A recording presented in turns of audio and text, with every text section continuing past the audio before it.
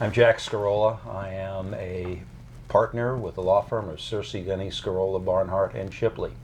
And I have been sharing for a number of years responsibility for the prosecution of cases on behalf of the victims of a more than 50-year-long conspiracy on the part of tobacco industry to cause hundreds of thousands of deaths. My name is Hardee Bass, and I'm a lawyer at Searcy, Scarola, Barnhart, and Shipley, and I enjoy the unique privilege of going to trial against tobacco companies who have for years, decades, into the last century, manipulated, lied, concealed the deadly effects of their product and the addictive nature of its products from a generation of Americans. The cases are commonly referred to as Engle Progeny cases. They are the offspring of what began as a class action here in the state of Florida, and these are now individual claims on behalf of individual smokers who have sustained tobacco-related serious health problems, and in many cases the survivors of those who died as a result of those problems. The Florida Supreme Court reviewed a decision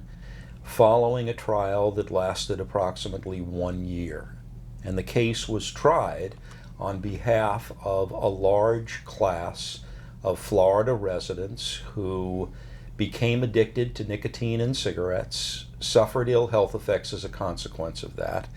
and that class action resulted in a judgment against the tobacco industry that included very specific factual findings and also resulted in a punitive damage verdict of in excess of $130 billion. The Supreme Court, in reviewing that decision, determined that it was not appropriate to award punitive damages on behalf of the group and required that certain factual findings needed to be made on an individual smoker by individual smoker basis and preserved the right of those individuals to seek both compensation for the losses that they sustained and punitive damages as well, where specific jury findings were made that provided a basis for those punitive damages. So the claims that are being tried now are being tried first to determine whether the individual claimants do qualify as members of the Engle class. If they do, then the factual findings that were made in the original Engle proceeding